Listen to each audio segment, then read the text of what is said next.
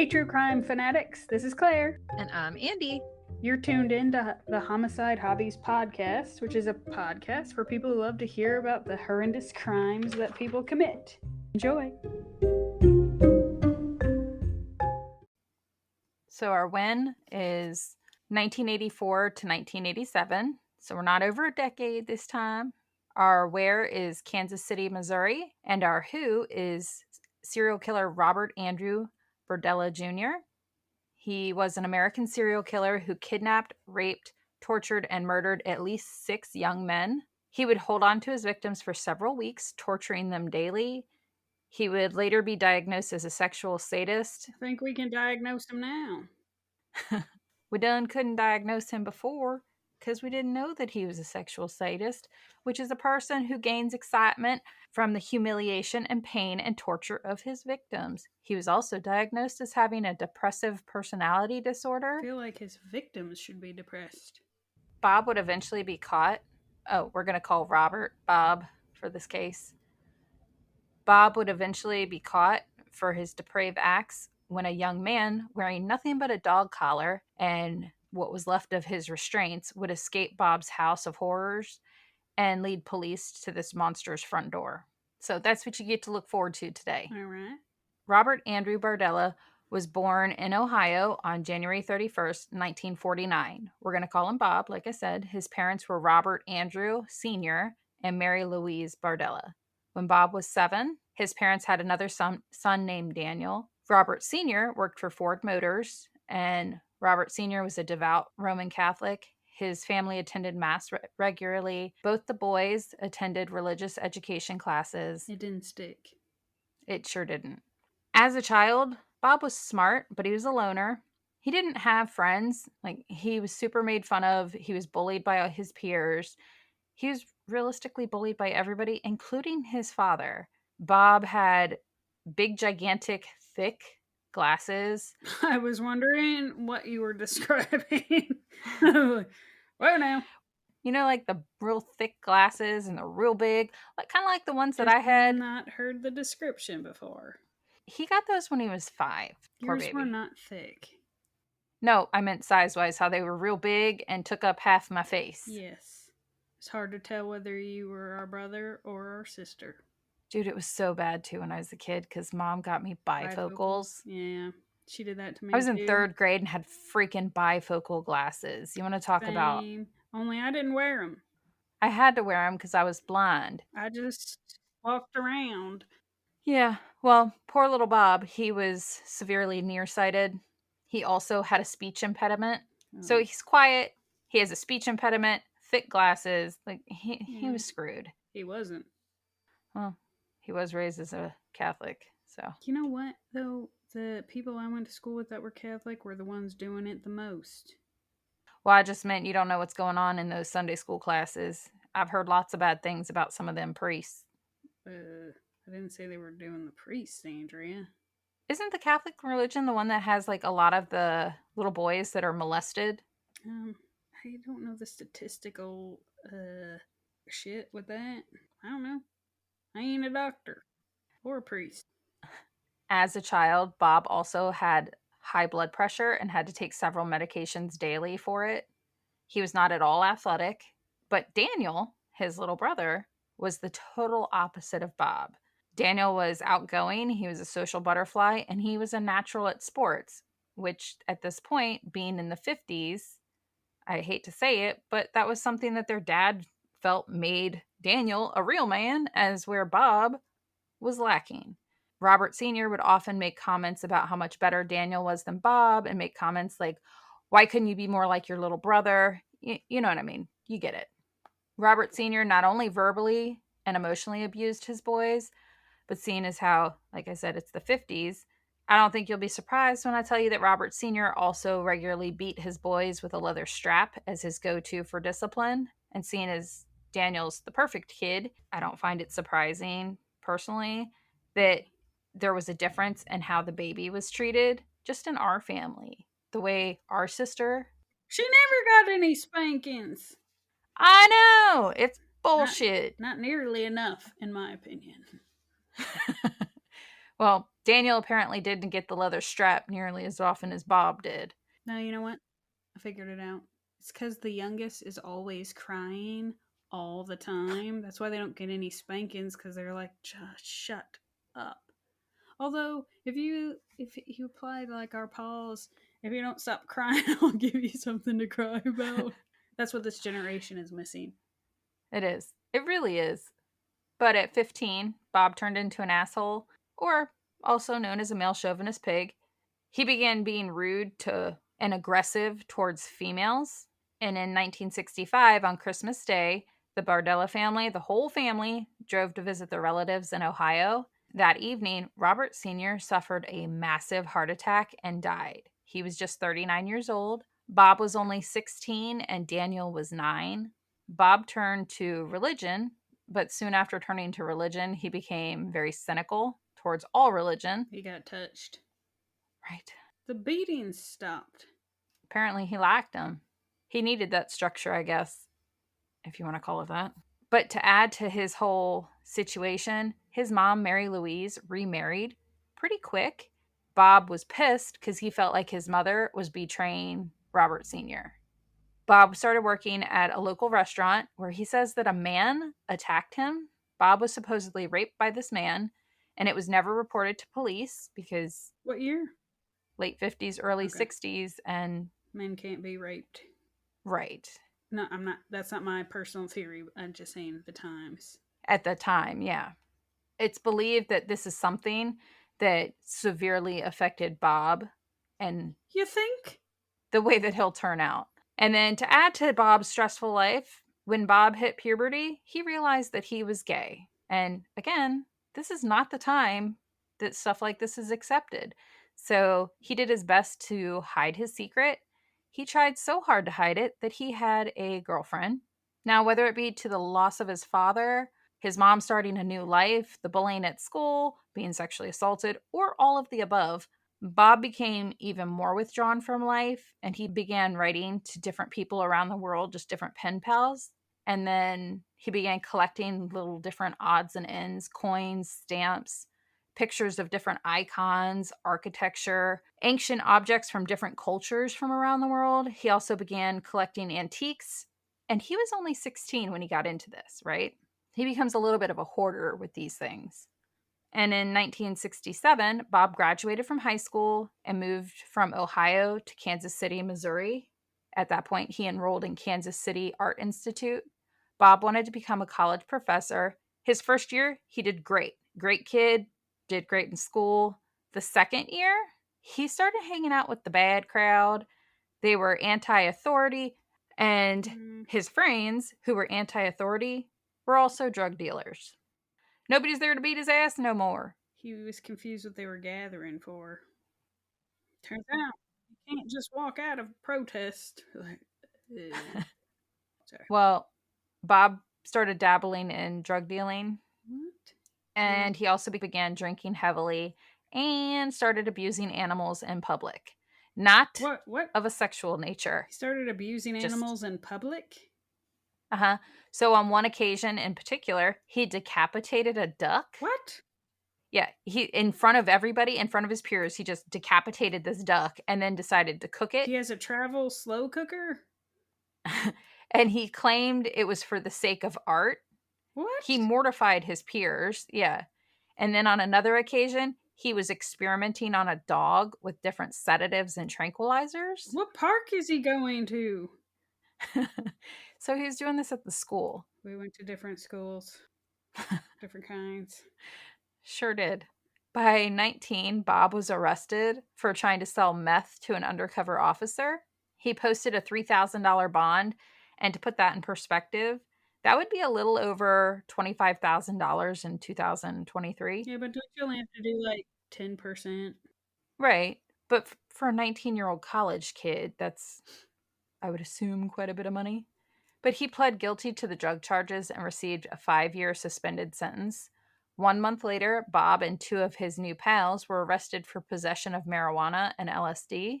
He couldn't afford that bond that go round, so he sat in jail for 5 days. But then the charges for Bob would later be dropped. It was one of those situations of he could say, it wasn't mine, and they couldn't prove it was. So those charges were dropped. But at that point, Bob quit the Art Institute because the college administrators were giving him shit for his art with the duck. How I don't know how that's art. It's not. It's You said he disgusting. decapitated the duck. What is artistic about that? I have no idea. But apparently it was quite horrifying for the other peers. I didn't even see it, and it's horrifying.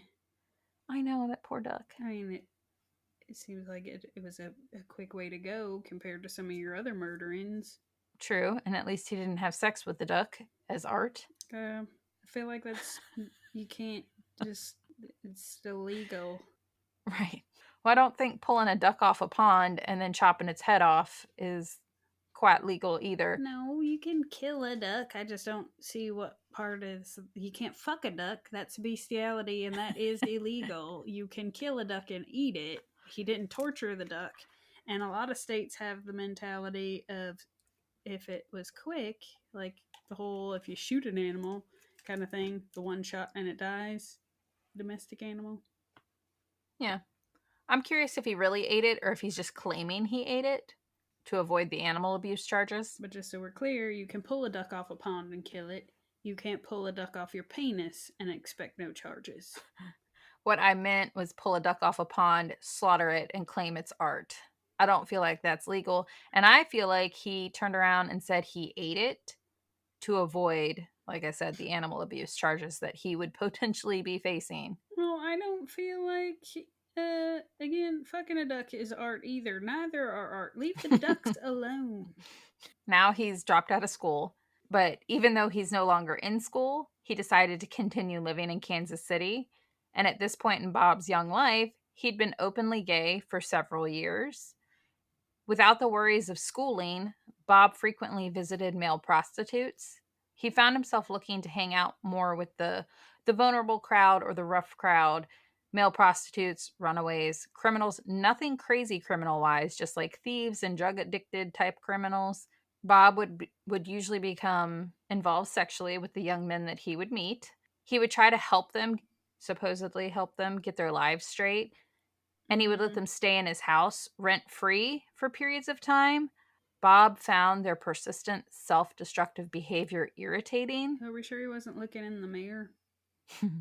So his last go round with almost getting that 5-year sentence that was suspended slapped in his face for those drug charges, Bob decided to turn his life around, and he thought that he could help other people that were struggling like he was at one point in time by letting them stay with him rent free as long as they were trying to get their lives cleaned up and let him put his penis in their butthole or in their mouths. That's what he was. I feel like that's what he was hoping for during his. You can stay here for free, and then he's just flopping it around when he gets out of the shower. Just like, does that do it for you? I mean, that's kind of what he did do. And for the most part, these people went from being homeless to having a roof over their head. And since he did frequent the male prostitutes, taking it in the hiney or in the mouth was not, they were not opposed to it. So it gave him free rent and food. We'll put a pin in his living situation, and I'm going to tell you a little bit about Bob's different Was he working? work. Oh, okay. Because again, Bob stopped diddling. Bob stopped dealing drugs. I didn't mean to say diddling. But he stopped dealing drugs and was trying to get his life cleaned up. And that segues us into different volunteer activities and job choices of his. By the late 70s, Bob worked with the South Hyde Park Crime Prevention and Neighborhood Association. He quickly became the chairman and encouraged the neighborhood watch patrols. And he would eventually leave his chairman position by the mid 80s, but he was very like anti-crime. Everybody needs to look out for their neighbor. We need to do our part. We can get the criminals off the street. He was very proactive with trying to clean up that area. He also volunteered at fundraising events for a local television station in the mid 80s. He started working as a short order cook in various restaurants and worked his way up to a senior chef. Cooking was his main way to cover his attorney fees and court fines from back before he saw the error in his ways. Then maybe he did cook the duck. Eventually, maybe. Maybe that's what got him into it. I have no idea. I know in the 60s when he killed the duck, it was part of his art. No food could. Maybe it was his food art Perhaps. rather than finger painting with the entrails. That's disgusting. Now, working as a cook, he ended up having a natural talent for cooking. He was a well-respected member of the community, and he earned a pretty good living, and that's how he ended up purchasing his own home that he could rent out rooms to or let people stay there for free, was by being so good at cooking. He seemed to really be making a name for himself. Somehow, Bob also acquired from like when he was 16, and I told you had different pen pals. Mm-hmm. He had different points of contact around the world. We're talking Africa, Asia, South America, a few Pacific Rim countries. He sold these different contacts art and antiques and started like the things he started collecting after his father died. By 1981, Bob's little side business of selling antiques had grown so much, it became his full time job, and he established several national and international contracts for his antique business. Mm. So a hobby became a really good business for him. And eventually, Bob rented a booth at a flea market and put up a sign for this little business, and he called it Bob's Bazaar. Now we're talking Bazaar, I Bizarre. got Like, it. yeah. I latte'd. So we've got Bob's Bazaar. And in that, he sold mainly art, antiques, and jewelry. So it seems like he straightened his life up, right? Sounds like it. He's got a fairly successful business, right? Well, wrong. Sometimes this business wasn't as profitable as Bob's bills required him to be. That's a lot of bees. Bob's Bills. Bob's Bills. Oh, yeah, it's your new tongue twister. Lots of bees. You got Bob to thank for that. He ain't thanking him for shit. What it is he's fronting so many different people in his house. It turns out giving them money for drugs to help wean them off or whatever else he's doing with them, it's quite costly. So Bob would scavenge or steal items to sell for his business. He also learned the lesson with those freeloaders that in exchange for sex, instead, he realized charging rent would help him cover those bills. So Bob would rent out the rooms in the house to help make ends meet. And he mainly rented to other gay men in the hopes of being able to have sex with them. During all of this, he continued to frequent the male prostitutes. Bob's neighbors would describe him as very flamboyant, and unlike during his adolescence, he didn't try to hide his homosexuality. For the most part, it wasn't a problem until he made a friend at a flea market. His friend's name was Paul Howell. Paul was straight. He had a booth right next to Bob's Bazaar. The men would sit around for hours because they're doing the flea market all day. So Right. they would sit there and just chat it up while selling their respective products. Paul had a teenage son named Jerry. Jerry and his buddies would make fun of Bob being gay, and the teenagers would regularly taunt Bob for years. Like they would just sit there and mess with him all day. So far, I'm feeling bad for Bob. I know. Not the duck. Or not, because, especially the duck. But Right now, he's had a hard go of it. One day, Jerry confided in Bob that him and his buddies sometimes worked as male prostitutes for a little extra cash. why is that always what people's go-to is? You know what? I'm just going to go out and do a lot prostituting so I can get this TV. You know what? I have no idea. Thought you were going to say you've done it. Like, Fuck you. I have not. you know what? This one time. No. Now, as you may assume, the now older teen and the man he used to torment begin having a sexual relationship. So Jerry would occasionally get in trouble with court and have court fees or bond or whatever. Bob would pay those for Jerry in exchange for sex. By spring of 1984, Bob moved to a brick and mortar shop instead of the flea market booth. Jerry, at this point, is 19 and Bob was 35. Bob promised to drive Jerry to a dance contest in July of 1984. I did find conflicting information on this. Some say it was before the 4th of July, some say it was after. It was early July, okay? Okay. Jerry never arrived at the dance contest. His father, Paul, was worried about his missing son Jerry's and dead. he went to the police. Police questioned Bob and Jerry's disappearance, and he told the officers he dropped Jerry off at a 7-Eleven near the dance hall and left. And he hasn't seen Jerry since. And since Bob was a well respected business owner and a productive member of society, and keep in mind, at this point, he was still working as the chairman of the neighborhood watch. Now I'm suspicious of the neighborhood watch fee people. Well, keep in mind, he also left in the mid 80s. So we're at 1984, around the time he left. So, Yeah, but they're just watching things all suspicious like. right? But the police see Bob as, a respective business owner, and Jerry led a questionable lifestyle. So why should the police suspect Bob? Just because Paul was like, I suspect he did something to my son? Yeah. But in reality, Bob had given Jerry alcohol laced with diazepam and aceproximane, Okay. I don't know what you just tried to say. acepromazine. Well, he gave him alcohol laced with drugs. That's better. Because it don't matter what it was if it did the trick. Right. Once Jerry was unconscious, Bob injected the already unconscious teen with a heavy tranquilizer. He then tied the young man to a bed. Over the course of the next 28 hours, Bob would torture the 19-year-old boy. He repeatedly drugged him. He would violate Jerry with foreign objects, objects such as a metal pole, Oh. a cucumber. Whoa. The pole, that's not necessary at all. It's quite rude. Ugh. Just, I don't have a whole lot to say about that. Don't sound very nice or pleasant or something like that I'd request. Not that I'd request the cucumber either. It's just a metal pole. That seems like we're penetrating bowel tissue, and it don't seem like it'd be very pleasant. Yeah. He also violated him with a carrot. That seems less. Seems pointy. Well, And I don't know if he built up from the carrot to the cucumber to the pole or what order, but he just repeatedly assaulted him. And in between assaulting him with objects, he repeatedly raped Jerry. Bob also beat Jerry with a metal ruler. Jerry was conscious for all of this brutality.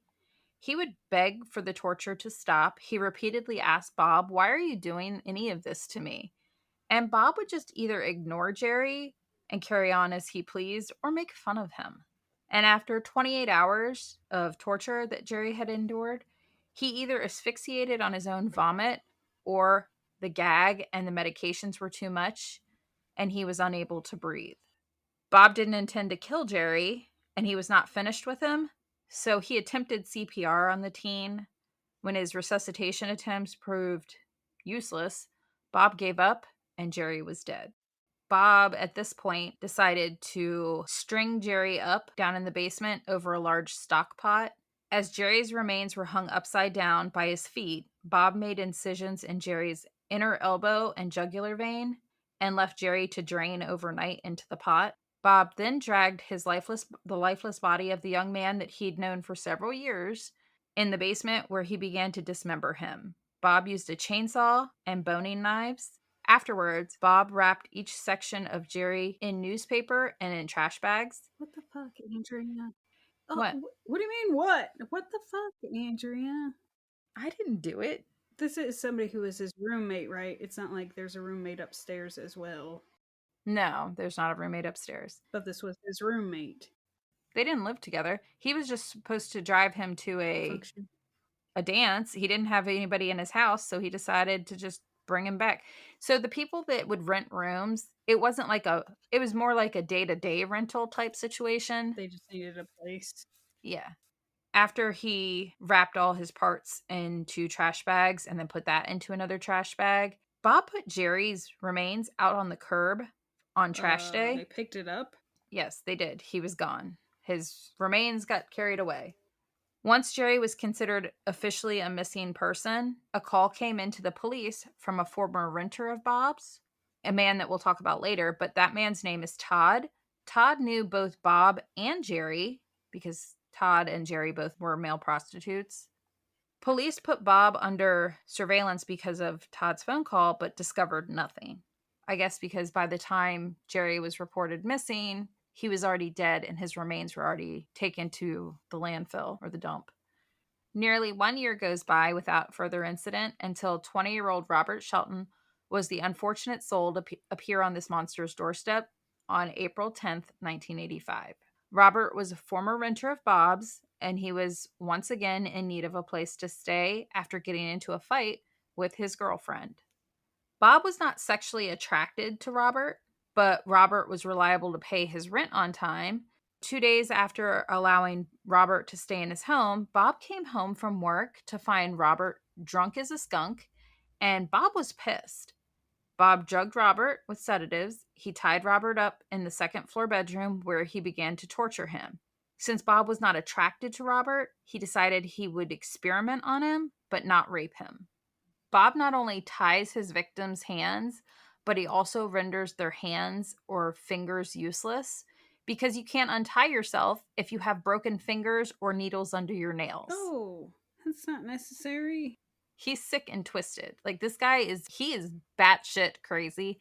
In Robert's case, a piano wire was tightened so tight around his wrists to cause nerve damage, but not before Bob shoved needles under Robert's fingernails. Oh, what is wrong with you that you found this case?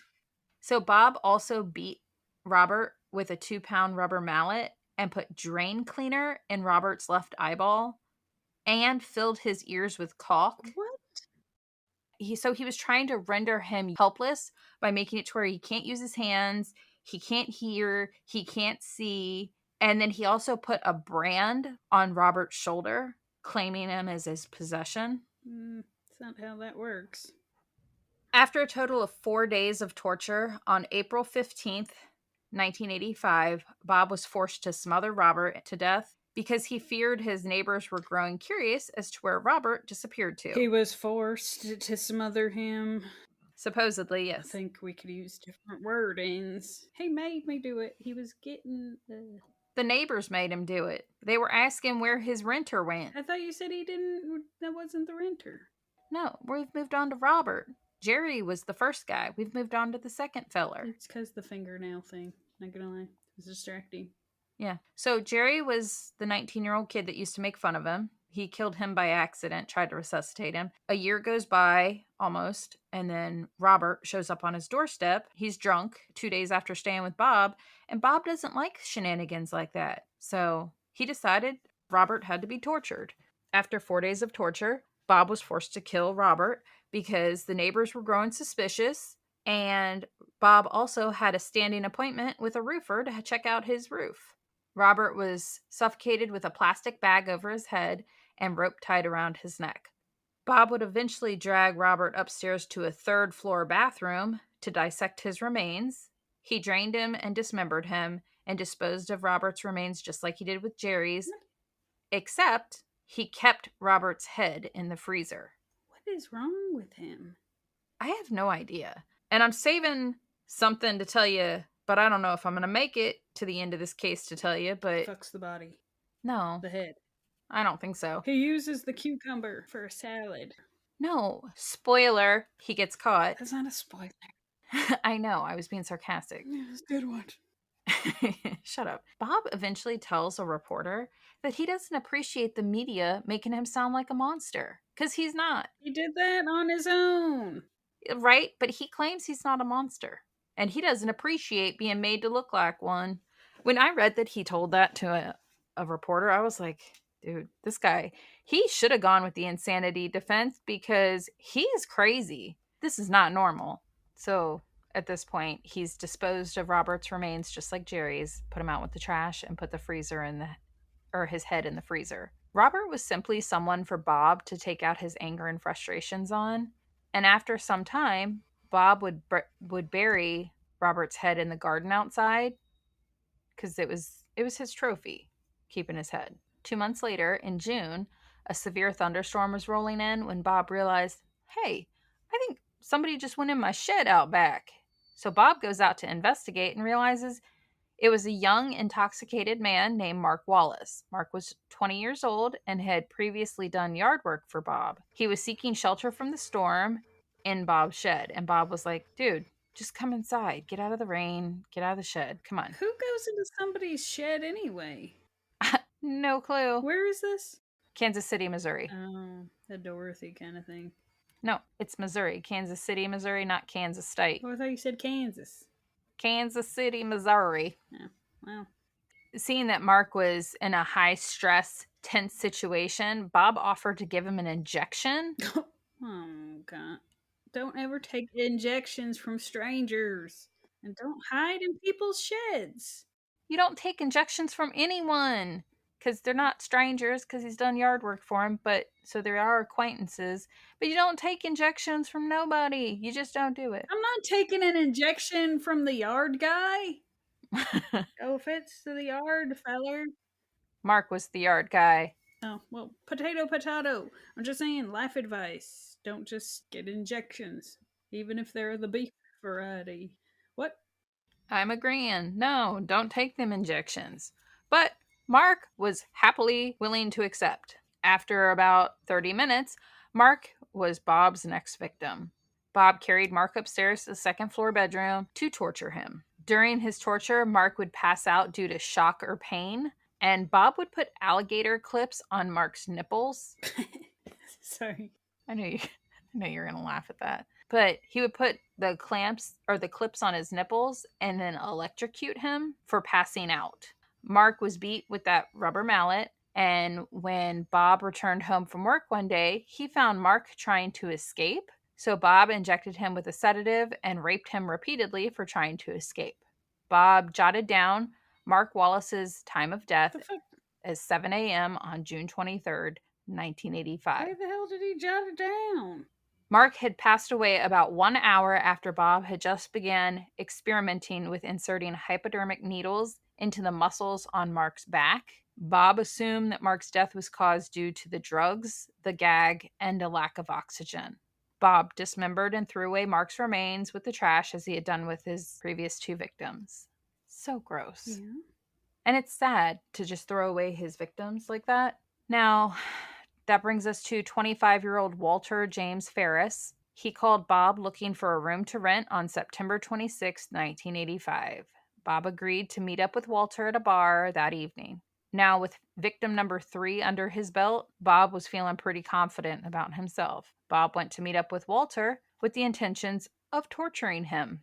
Believe it or not, Bob claims he never intended to torture the other 3 men. It just happened. What? But with Walter, this time, he had a plan. Bob and Walter had a few drinks at the bar and then went back to Bob's house. He made Walter dinner, and then the pair sat down to eat. Walter's plate, however, was laced with a tranquilizer that had been crushed up. Once Walter was rendered unconscious, Bob tied him to his bed before he began torturing him for the next 27 hours.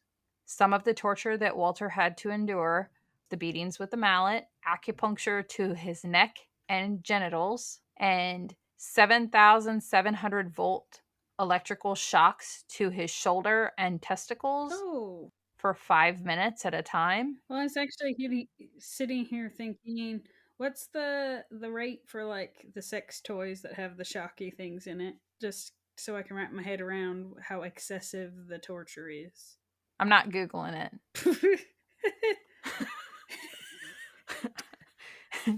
Are you worried because it's Amazon Prime Day? You might get a good deal.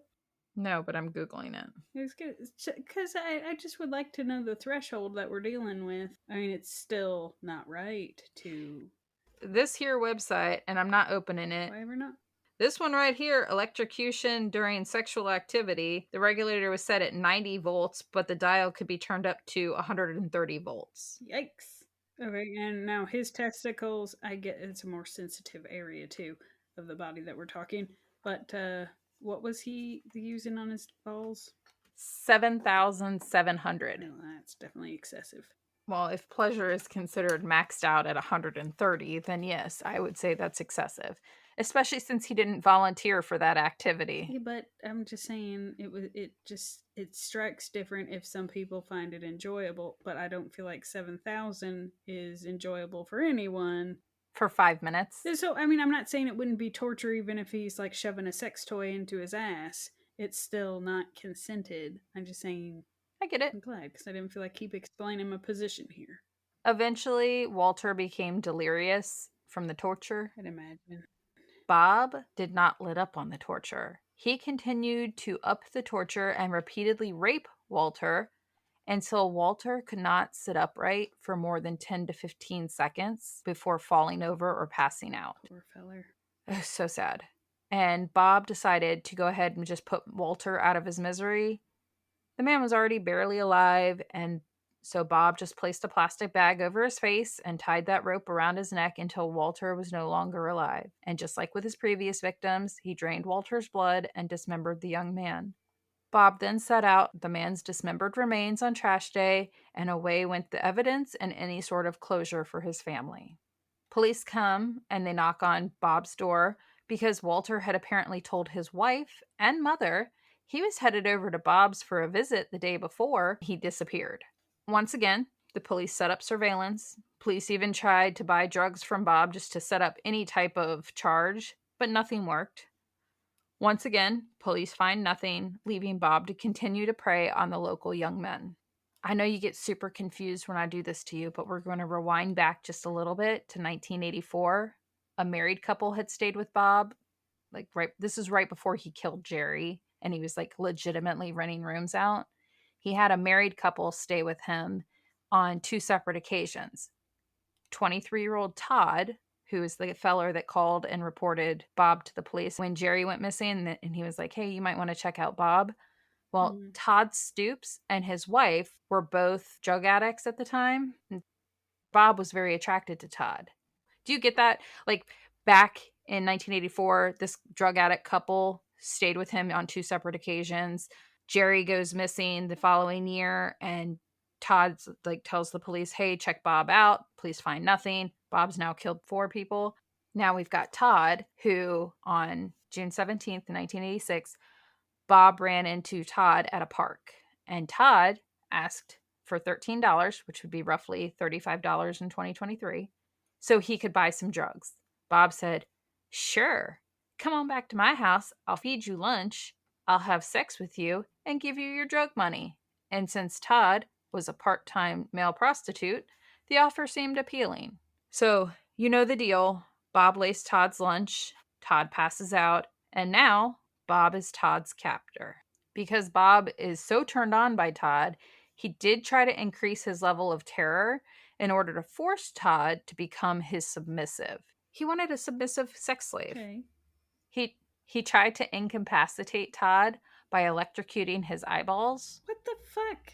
He injected drain cleaner into Todd's eyeballs as well, like with the needle. How is that incapacitating him?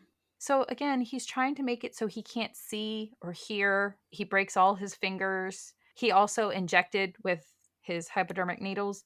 He would inject drain cleaner into the vocal cords of Todd to try to mute his screams so he had no voice. And then Bob also raped Todd every day at least once. This fella is really gross. If you don't tell me he gets the death penalty, I'm gonna be real upset with you.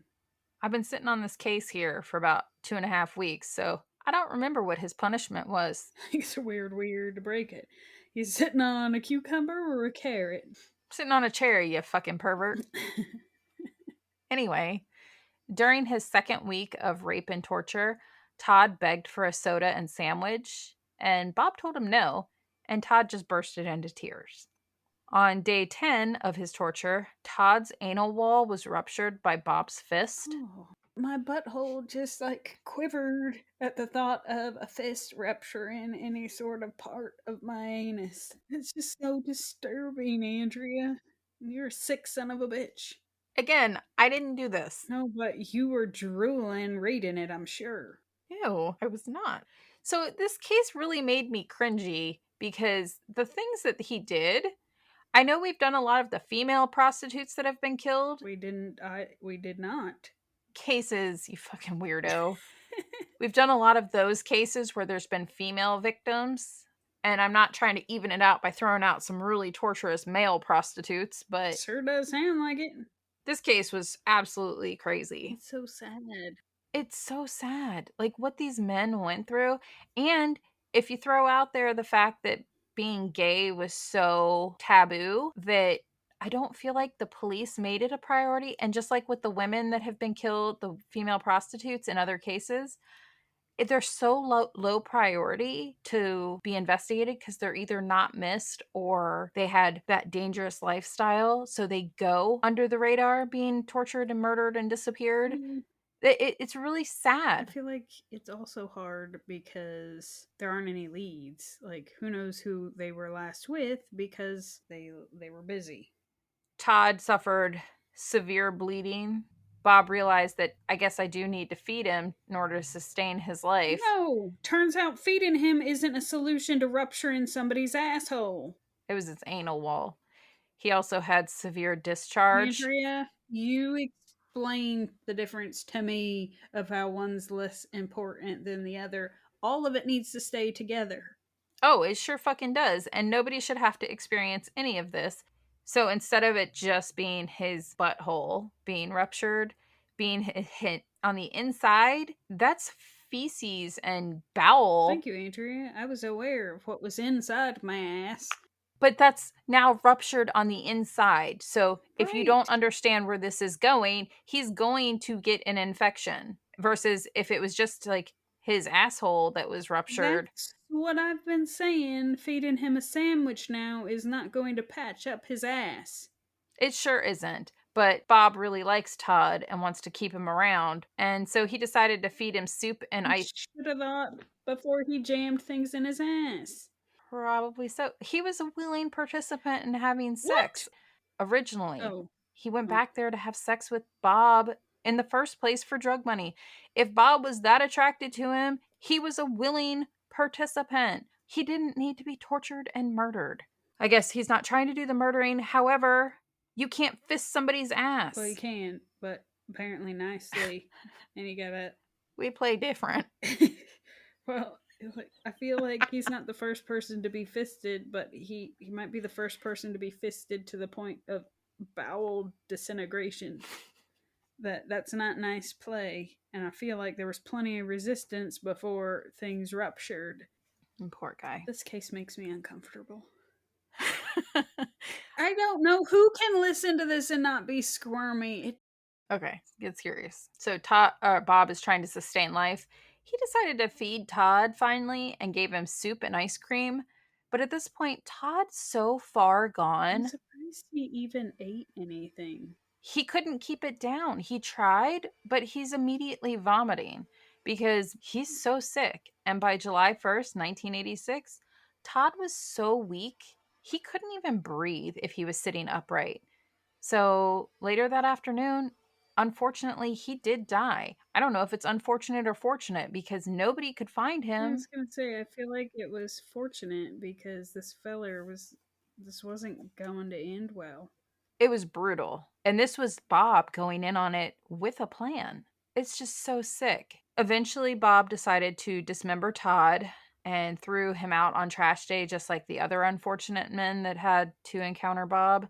But because he found Todd sexy, even in death, he kept his body around for a week before disposing of him. I don't know if he had sex with his What corpse. is wrong with you? It's not me. You're a sick son of a bitch, Andrea. I didn't do it, fucker. Side note, it would later be determined by a forensic pathologist that the ruptured anal wall caused septic shock, which is what led to Todd's death. Didn't see that coming. Now, in the spring of the following year, Bob befriended a 20-year-old man named Larry Wayne Pearson. Larry had come into Bob's Bazaar shop and told Bob that he had always had an interest in witchcraft and magic. The two became friends, and one day, Larry called Bob and said he needed to borrow some bail money. Bob said he would help Larry, but Larry needed to go with him to Ohio with Bob to visit Bob's family. So they go, and when they return to Kansas City, Larry moves into Bob's house on June 5th, 1987. In exchange for room and board, Larry does household chores. Bob didn't plan to restrain Larry. However, the urge to torture began to overwhelm Bob, and now he has a roommate. After watching Creepshow 2 together on June 23rd and then having some lunch, the duo went for a drive. During their drive, Larry began confessing to Bob that he would go around Wichita robbing gay men. That confession sealed Larry's fate. So not only did Bob have the itch to torture again, but now Larry just told him that he's going around robbing gay men. That night, Bob got Larry plastered. Once Larry was heavily intoxicated, Bob injected him with his drugs to incapacitate him. Bob then dragged Larry down to the basement. Bob tied Larry's hands above his head and tied the rope around a brick column, and then injected Larry's vocal cords with drain cleaner. This guy's disgusting. It's so sad and so gross. Bob excitedly ran upstairs to retrieve his electric shock device. Bob proceeded with his torture of rape and abuse to Larry as he'd done with his other victims. Bob said Larry was by far the most cooperative victim.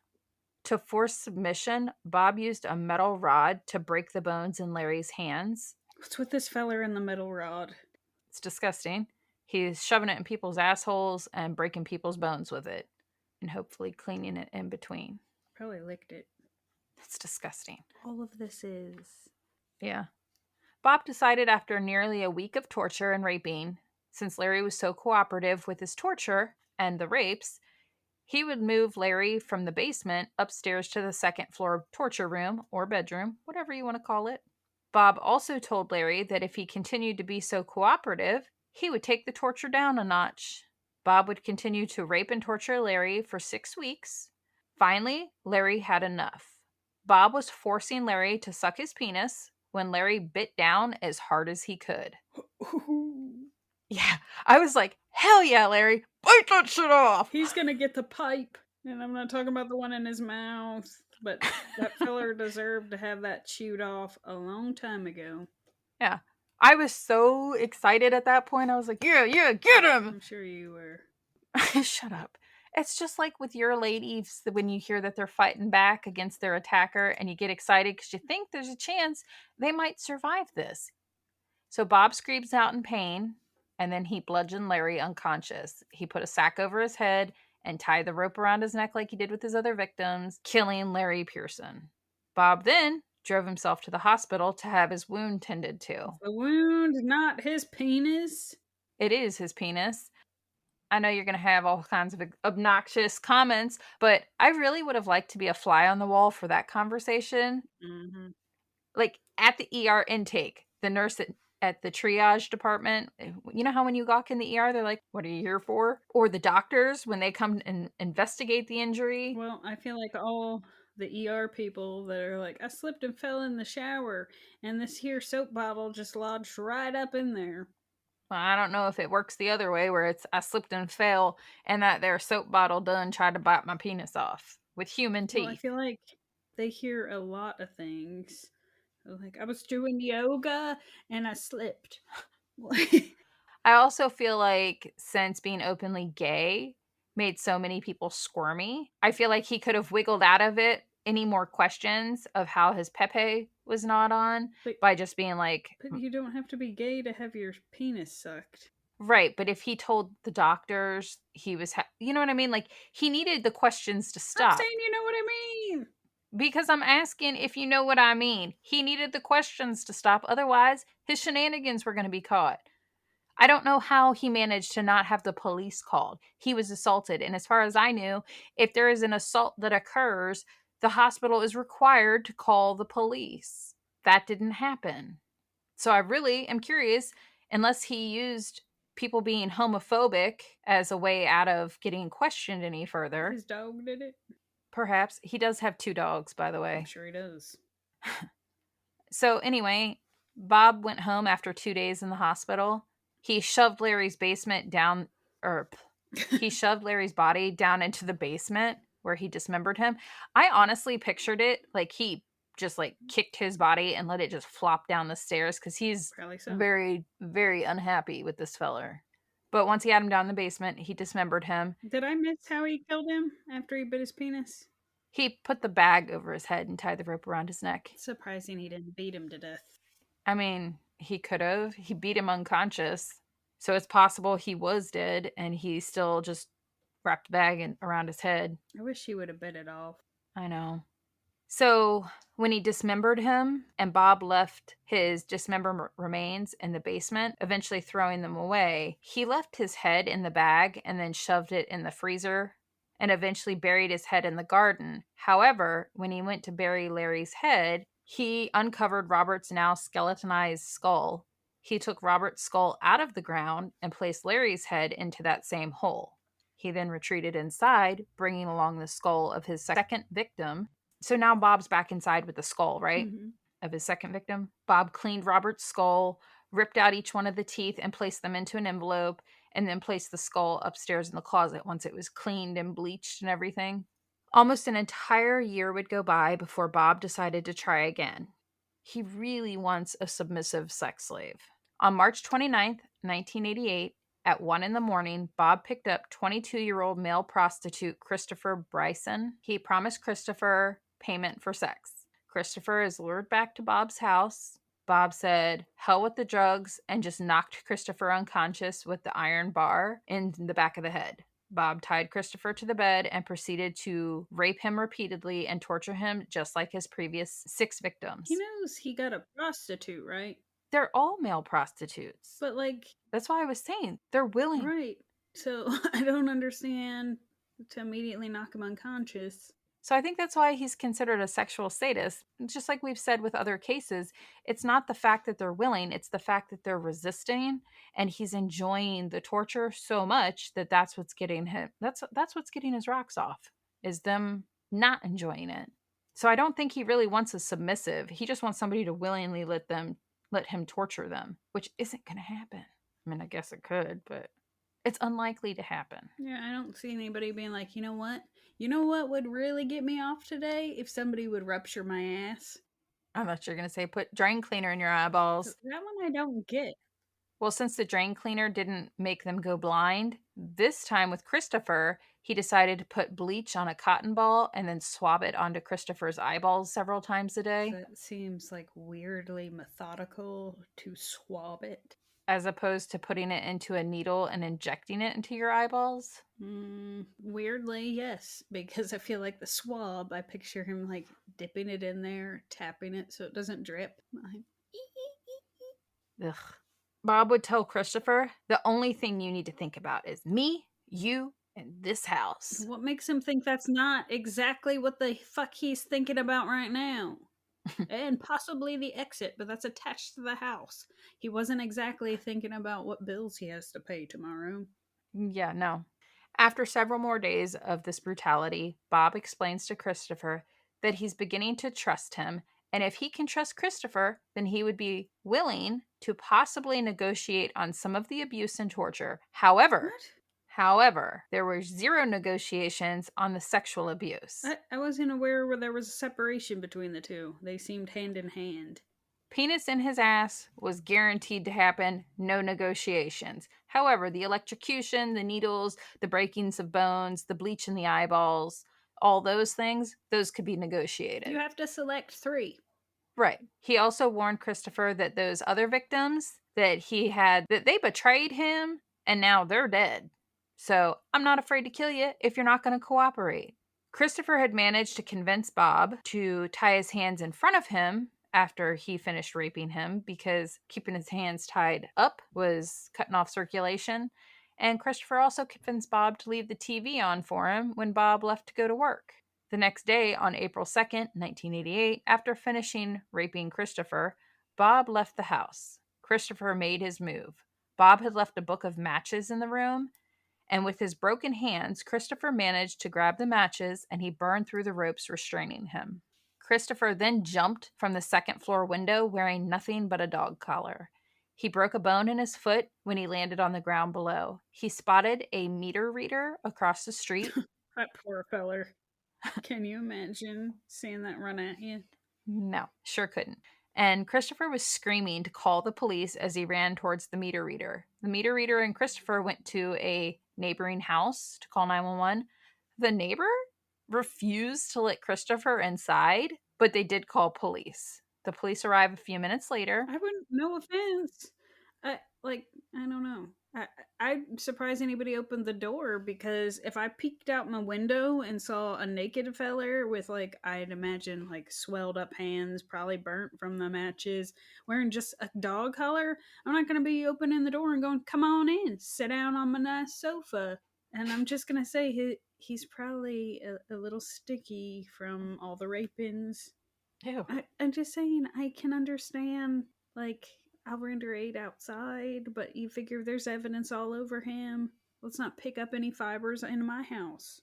Right? I also pictured it to be probably like a stay at home wife or mother that was there because it's the middle of the day. I don't feel like it was a man folk that answered the door. Could have been. I feel like if I told Dave somebody ran up to the door with a meter reader and he was wearing a collar and I just let them all in the house, he'd be like, what? Why'd you even open the door? I'd be like, he should have seen his hands. I don't know that he'd want to be sitting down anyway. I feel so bad for this guy. I would have gotten him a blankie. Yeah, a towel or A something. blankie. Something, just anything. He needs something cozy and fuzzy to wrap around him, and I'd offer to remove his collar. I wouldn't, mainly because the police need to show up. Evidence. Yeah. So the police do arrive a few minutes later. Christopher told the officers Bob abducted him while he was hitchhiking. Yeah, I was gonna say that's not true because you went willingly.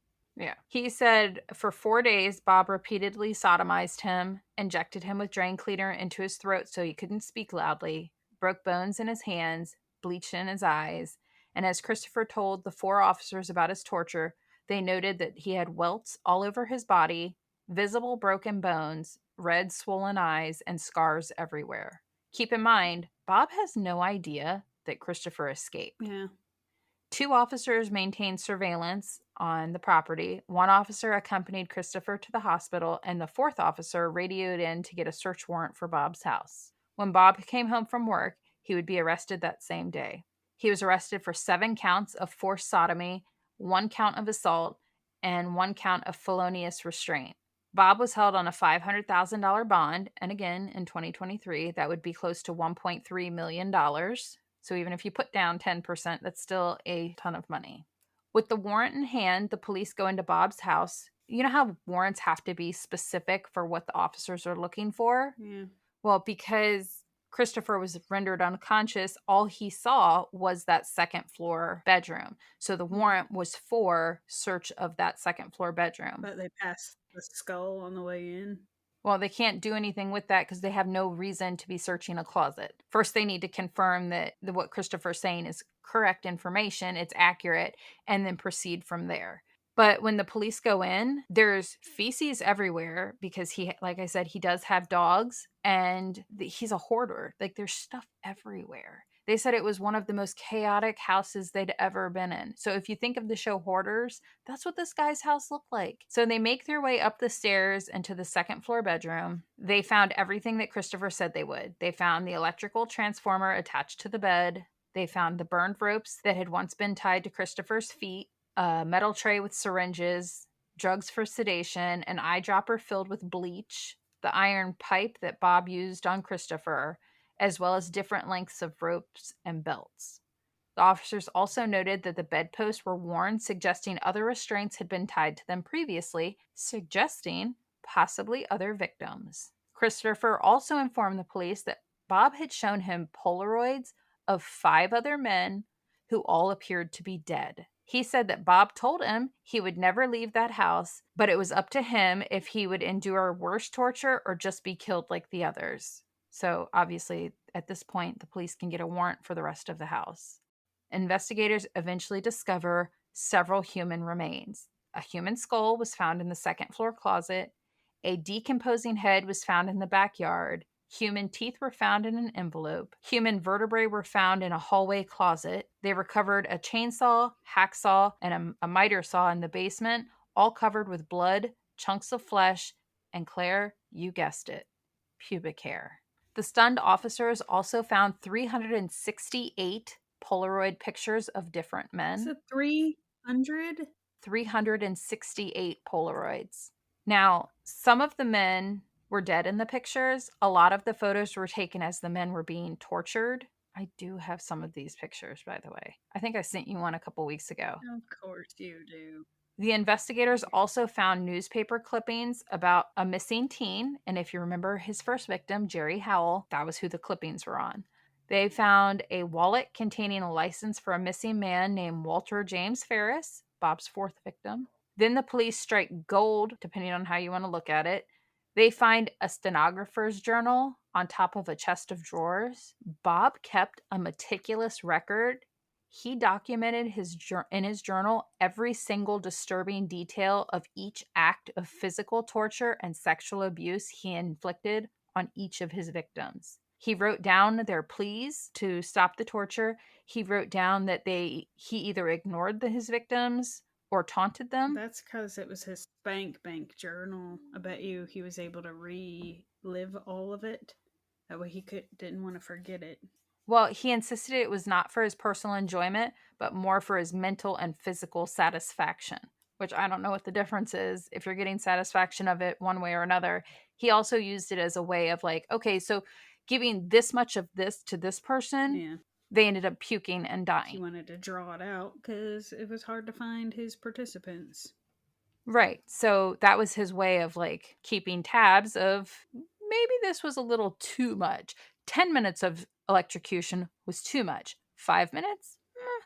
Right there. Police also retrieved a warrant to search Bob's shop, Bob's Bazaar, and they found a window display with 2 human skulls. The skulls had been thoroughly cleaned, boiled, and bleached, and they were so clean that they looked plastic. Now, the police were faced with the task of identifying these skulls and the men in the photos. So, police needed to put names to the 368 pictures. And again, it's not 368 individual men because some of them are of like somebody's back with needles sticking out of them. And then that same feller with the electrocution device on them. So, they needed to figure out which pictures were of the same individuals and who the individuals were. Walter Ferris, his wife had to ID him with Bob's Polaroids.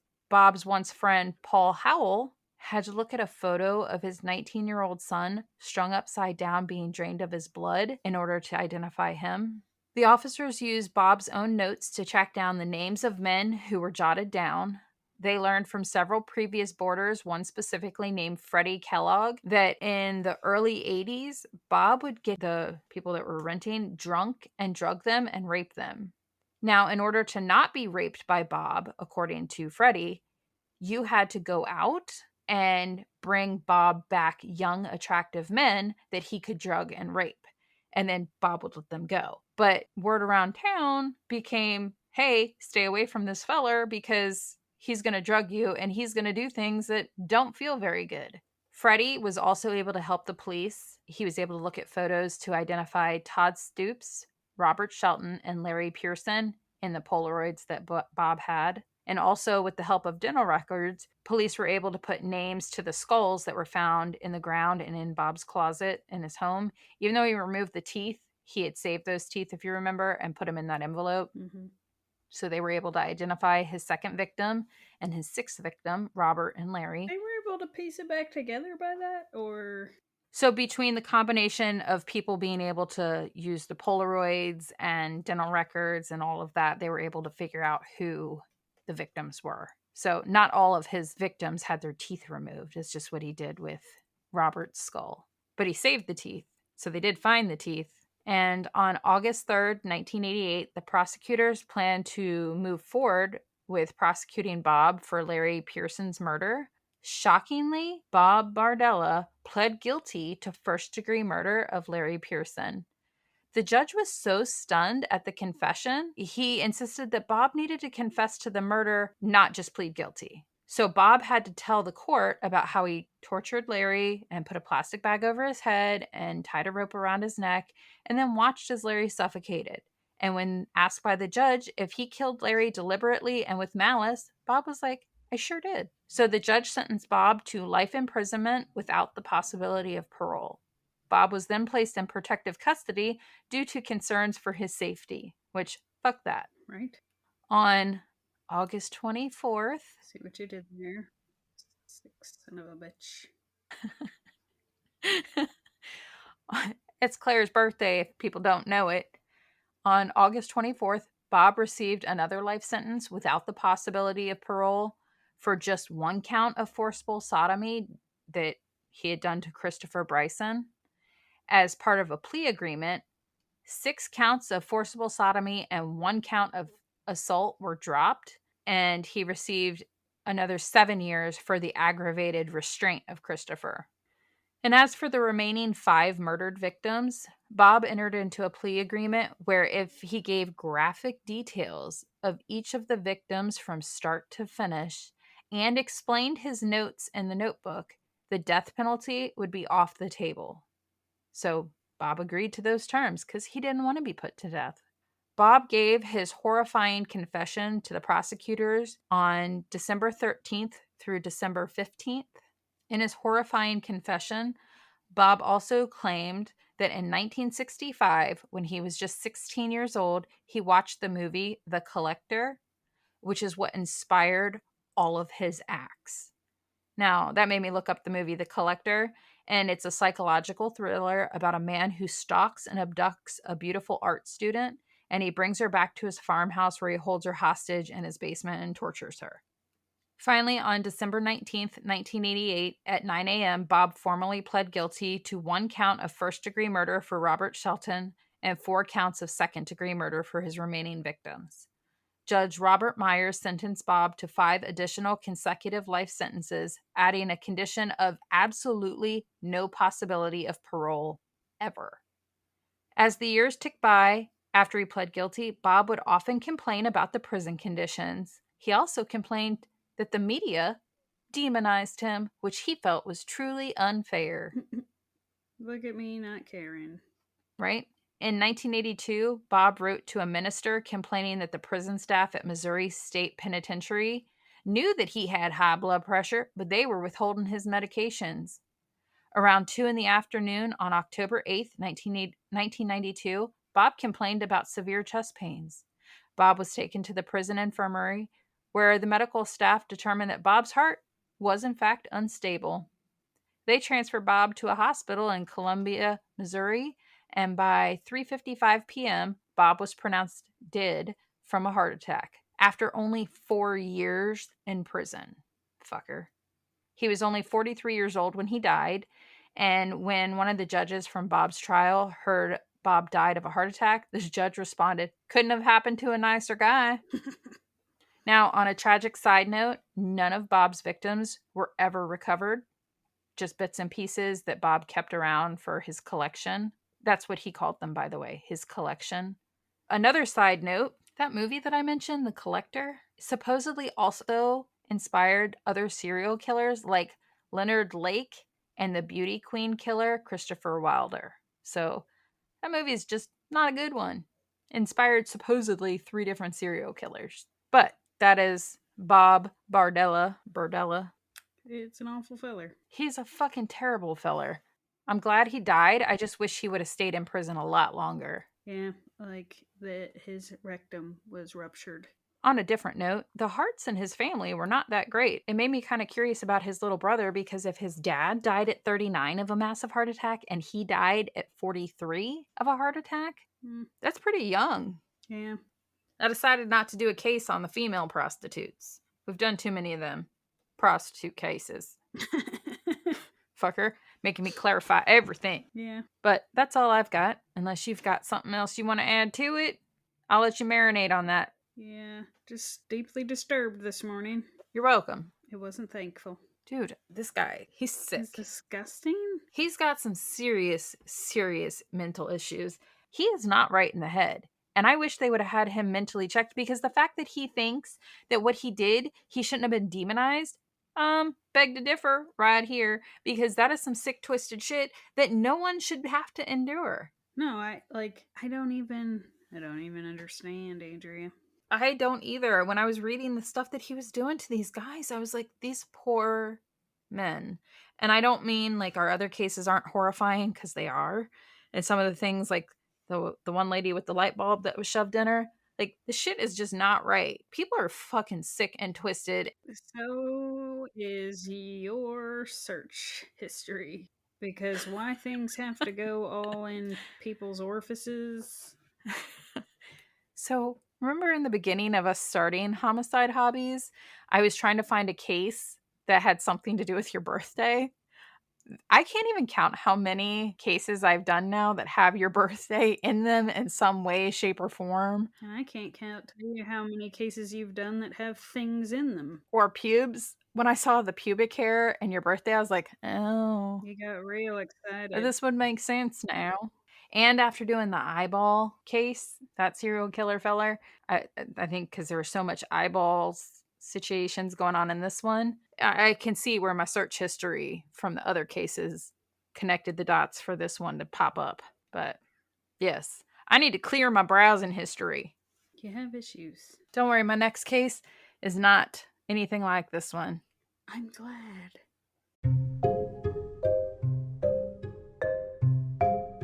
Thank you for listening to Homicide Hobbies. I'm Claire.